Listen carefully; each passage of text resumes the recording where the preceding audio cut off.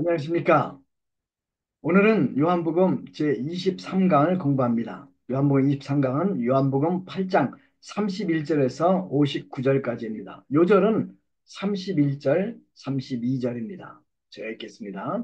그러므로 예수께서 자기를 믿은 유대인들에게 이르시되 너희가 내 말에 거하면 참으로 내 제자가 되고 진리를 알지니 진리가 너희를 자유롭게 하리라. 많은 대학들이 건학 이념으로 진리와 자유를 선택합니다. 우리가 잘 아는 하버드 대학의 건학 이념도 진리, 베리타스입니다. 서울대학은 진리는 나의 빛, 그것이 건학 이념이죠. 고려대학은 자유, 진리, 정의, 연세대학은 진리와 자유, 이것을 건학 이념으로 사용합니다. 이런 건약 이념대로 한때 많은 한국 대학생들이 자유를 위해서 독재에 맞서고 정말 고난을 많이 받고 피를 흘렸습니다. 그 대가로 오늘 우리는 대통령도 탄핵하여 감옥에 보내는 자유시대에 살고 있습니다. 정치적인 자유는 쟁취했습니다. 그러나 많은 사람들이 아직도 무엇인가 얽매여 살고 있습니다. 그러면 우리가 어떻게 참된 자유를 누릴 수 있을까요? 이에 대해서 예수님께서 이렇게 대답하십니다. 너희가 내 말에 거하면 참으로 내 제자가 되고 진리를 알지니 진리가 너희를 자유롭게 하리라. 무슨 말이에요? 참 예수님의 제자가 되면 진리가 우리를 자유롭게 한다고 우리 주님께서는 말씀하십니다. 그러므로 주님의 참 제자가 되는 것 정말 중요합니다. 그러면 우리가 어떻게 참 제자가 되어서 자유를 누릴 수 있을까요? 두 가지입니다. 첫 번째는 예수님을 구주로 믿고 거듭나야 합니다. 31절을 보겠습니다. 그러므로 예수께서 자기를 믿은 유대인들에게 이르시되 너희가 내 말에 거하면 참으로 내 제자가 되고, 예수님은 지금 자기를 믿는 유대인들에게 말씀하고 계십니다. 무슨 말이에요? 예수님은 지금 예수님을 믿고 있는 우리에게 말씀하고 계시는 것입니다. 21절에 보면 주님은 유대인들에게 이렇게 경고를 합니다. 내가 가리니 너희가 나를 찾다가 너희 죄 가운데 죽겠고 내가 가는 곳에는 너희가 오지 못하리라. 유대인들이 예수님을 찾는데 죄 가운데 죽게 된다고 주님은 말씀하고 계십니다. 이 말이 무슨 말일까요? 이들은 예수님께 관심이 있어요. 그래서 나름대로 예수님을 찾아요. 오늘날로 이야기하면 이들은 교회 행사도 참석하고 가끔 교회도 방문합니다. 그럼에도 불구하고 그들이 죄 가운데 죽는다고 우리 주님은 말씀하십니다. 죄 가운데 죽는다는 것 참으로 심각한 문제입니다. 죄 문제를 해결하지 못하고 죄 가운데 죽으면 불과 유황으로 타는 지옥에 떨어질 수밖에 없습니다. 성경은 이것을 두 번째 사망이라고 표현합니다. 그러면 그들이 예수님을 찾지만 죄 가운데 죽는 그 이유가 무엇일까요?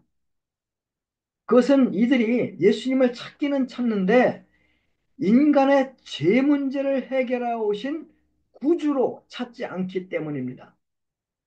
사람들이 여러 가지 이유로 예수님을 찾을 수 있어요.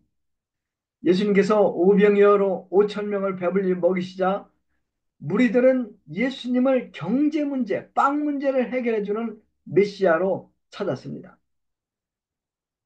예수님 당시 많은 유대인들은 예수님을 로마 정치로부터 구원해 줄 정치적인 메시아로 생각하고 찾았습니다. 인도의 아주 유명한 인물 중에 한 명이 간디죠. 간디는 자기 민족을 세계에서 가장 강하고 이제 힘셌던 영국 통치로부터 해방을 시킨 위대한 인물입니다.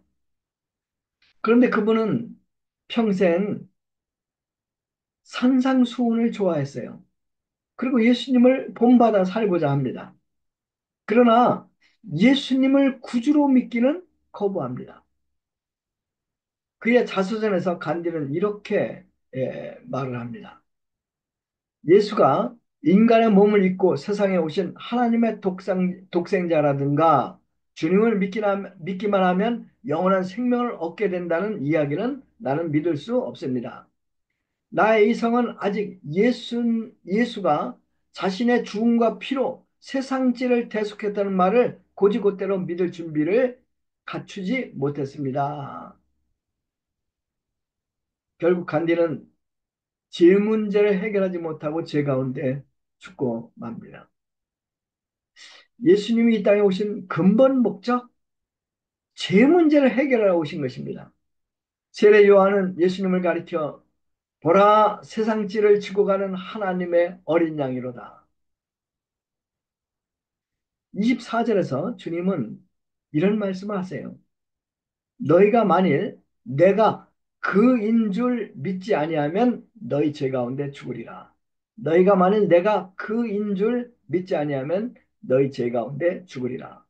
이 말씀은 무서운 경고인 동시에 또한 복음입니다.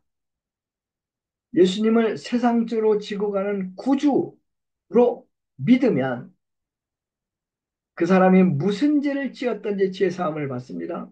영생을 얻습니다. 하나님의 자녀로 거듭납니다. 여러분, 하나님의 자녀로 거듭나는 것이 왜 중요한지 아십니까? 제가 독일에 있을 때 한 번은 시내버스를 기다리고 있었어요. 근데 한 수녀님이 말을 거는 거예요. 그리고 저에게 이런 의미 있는 말을 했어요. Wer zweimal geboren ist, stirbt nur einmal. Wer aber einmal geboren ist, der stirbt zweimal. 무슨 말이냐면 두 번 태어난 사람은 한 번 죽지만 한 번 태어난 사람은 두 번 죽는다는 뜻입니다. 그렇습니다. 두 번 태어난 사람만이, 거듭난 사람만이 둘째 사망을 면할 수 있습니다. 거듭나려면 내가 죄인인 걸 인정하고 예수님이 하나님의 어린 양으로 죽으시고 부활하셨다는 사실을 믿으면 됩니다. 여러분들은 모두 거듭나셨습니까? 이 파트 두 번째로 예수님의 말씀에 거해야 합니다. 31절을 보십시오.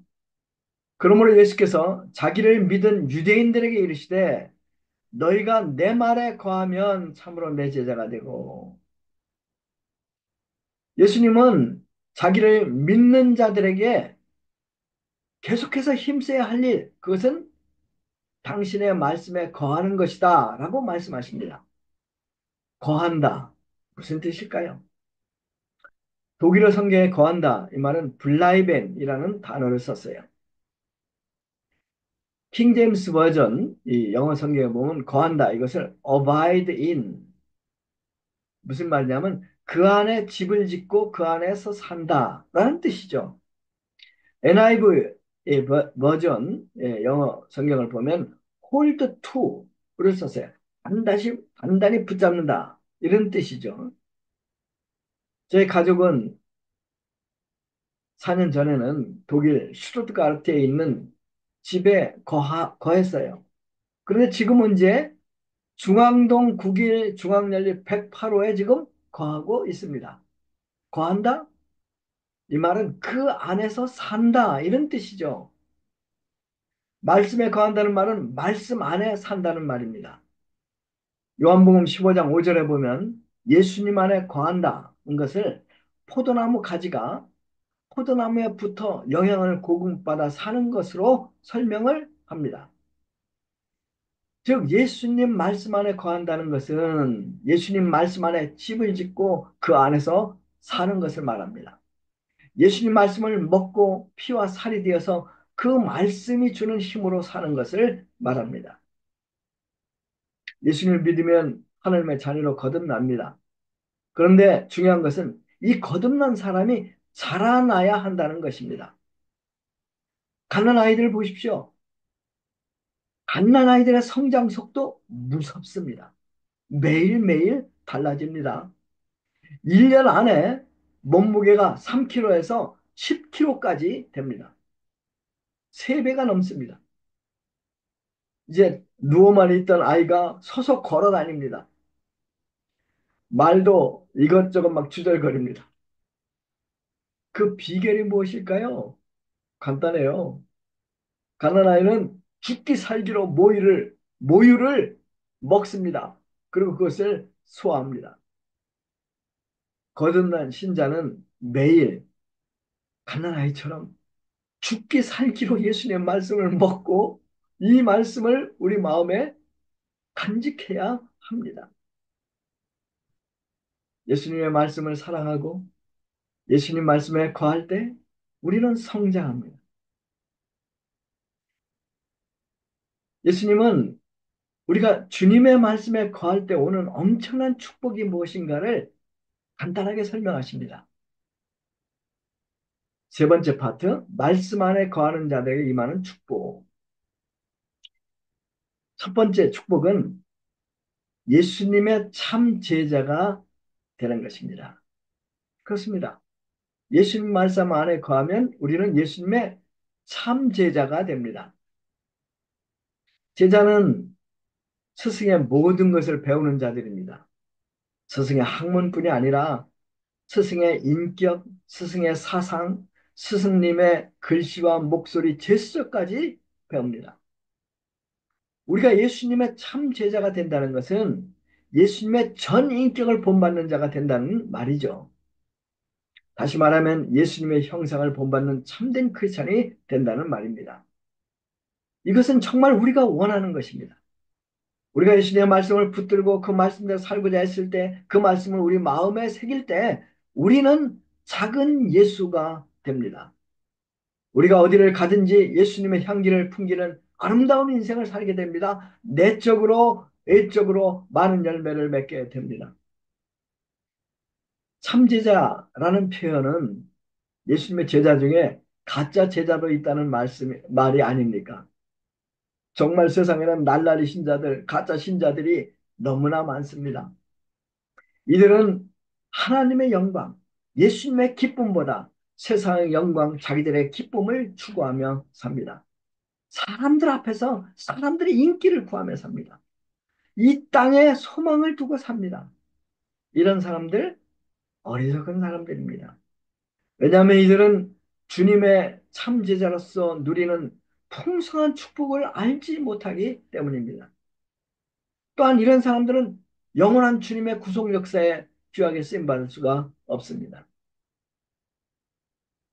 주님의 말씀에 거하는 참제자, 우리 주님은 축복하십니다. 또 그 사람들을 통해서 하나님의 영원한 구속 역사를 이루어 가십니다. 제가 독일에서 도운 첫 제자 중 한 명의 이름이 안톤 슈테머입니다. 그런 대학교 졸업반일 때 성경 공부를 하고 예수님을 믿고 거듭납니다.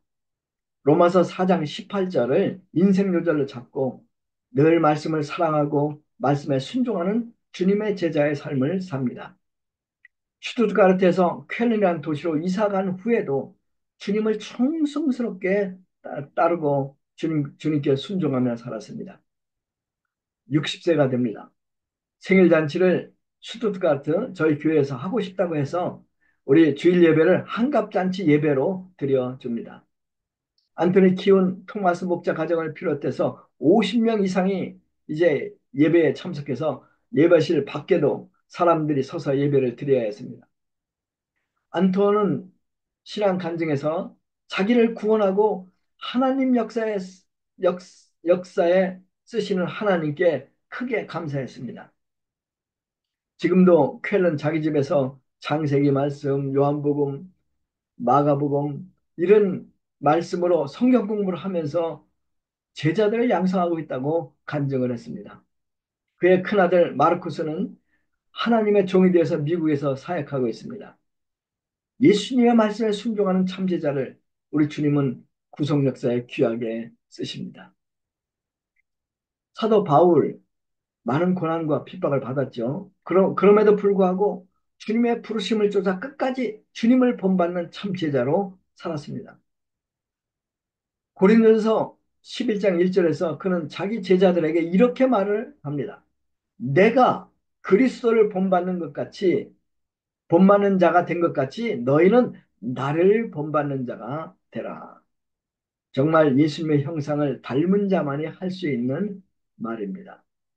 말년에 로마 감옥에서 자신에게 다가오는 죽음을 바라보면서 그는 이렇게 간증을 합니다.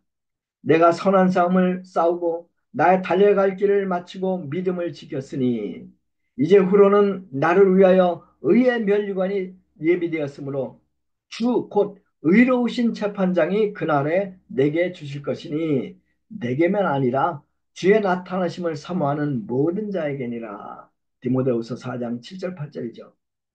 우리도 예수님 말씀을 사랑하고 그 말씀 안에 거하면 예수님의 참 제자로 살 수 있습니다.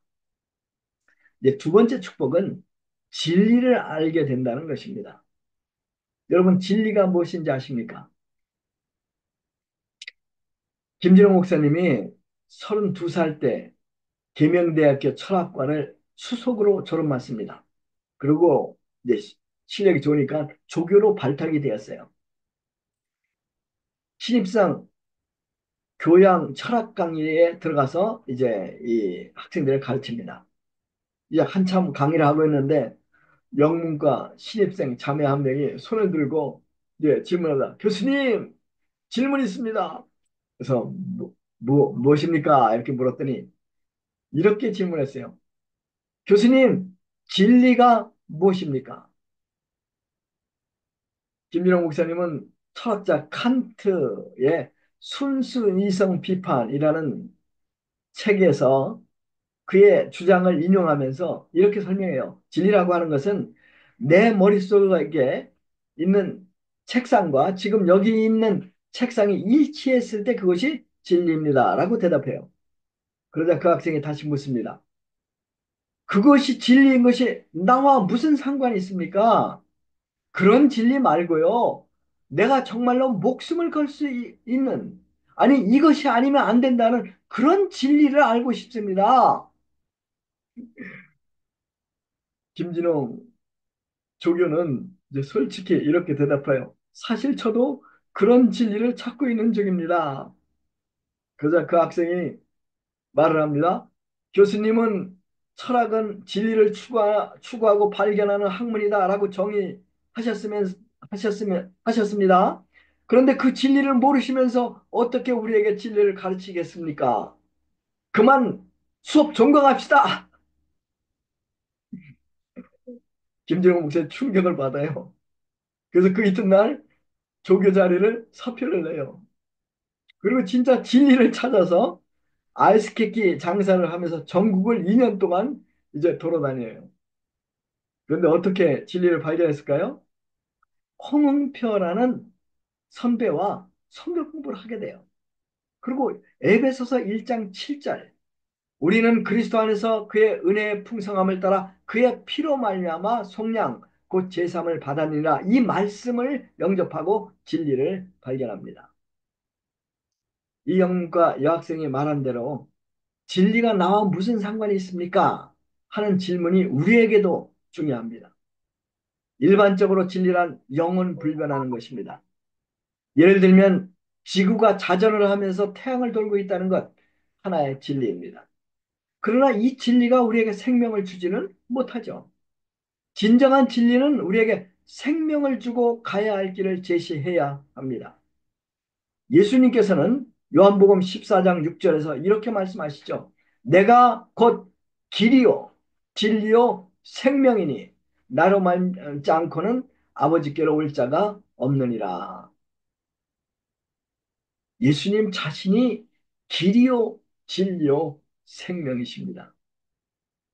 그러므로 진리를 안다는 것, 예수님을 깊이 체험하여 아는 것을 말합니다. 예수님의 말씀에 거하면 우리는 예수님을 체험하게 돼 예수님을 삶에서 알게 됩니다. 제자의 삶이란 진리 되신 예수님과 함께하는 삶입니다. 제자의 삶이란 예수님을 점점 더 알아가는 삶입니다. 제자의 삶은 예수님과 함께 가는 사랑의 데이트입니다. 그래서 제자의 삶은 신나는 것입니다. 행복한 것입니다. 세 번째, 우리에게 참 자유를 줍니다. 32절은 말합니다. 진리가 너희를 자유하게 하리라. 인간은 자유가 없이는 행복하게 살 수 없는 존재입니다. 많은 탈북자가 한국 땅을, 남한 땅을 찾았습니다. 현재 약 3만 명 이상 탈북자들이 지금 남한에 살고 있습니다. 그들은 궁핍으로부터 자유, 언론의 자유, 사상의 자유, 정치적인 자유를 찾아서 죽음을 무릅쓰고 남한 땅에 왔습니다. 그러나 자유의 땅 대한민국에도 매어 사는 사람들이 얼마나 많습니까? 술에 매인 사람이 있습니다. 도박에 미친 사람도 있습니다. 돈에 돈 사람도 있습니다. 향락에 매인 사람, 권세욕에 매인 사람 참으로 많습니다. 아무도 그들을 가두어 놓지는 않았습니다. 그러나 그들은 모두 매여 있는 종입니다. 성경은 모든 사람이 죄의 종이라고 말합니다. 유대인들은 예수님이 진리가 너희를 자유케 하리라 하는 말씀에 크게 화를 냅니다. 그리고 이렇게 말을 합니다. 33절을 보십시오.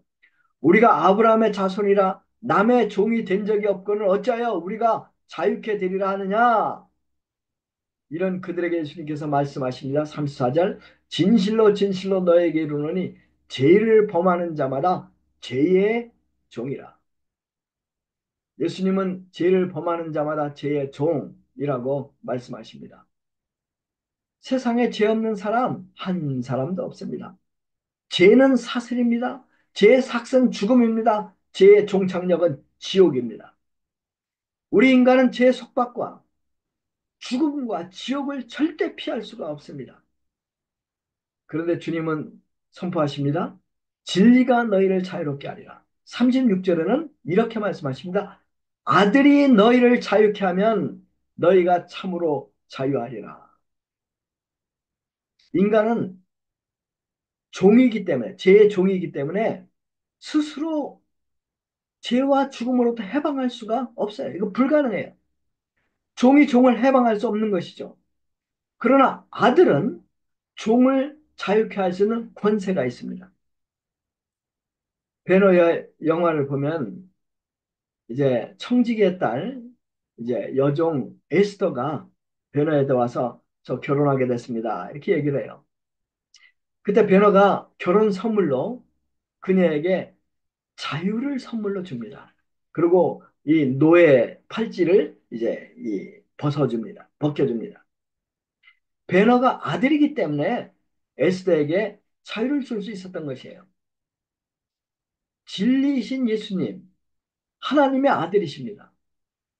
하나님의 아들 예수님께서는 종된 우리를 자유케 하실 수 있습니다.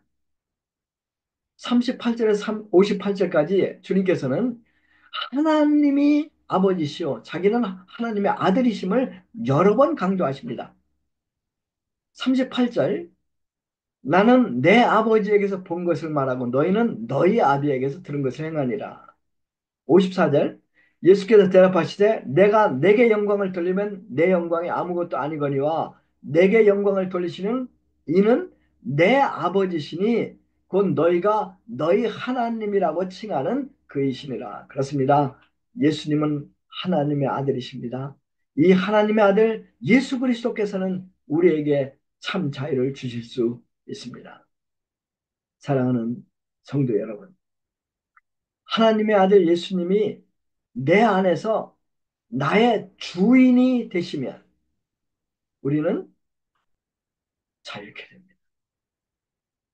예수님이 나의 왕이 되시면 나는 사망의 나라에서 생명의 나라, 주님의 나라로 옮겨 살게 됩니다.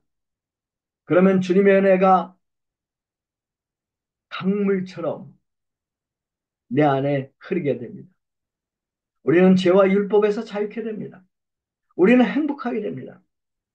무기력에서 벗어나 삶의 환희로 가슴이 울렁이게 될 것입니다. 여러분, 그런 인생을 살고 싶으시죠? 어떻게 해야 합니까?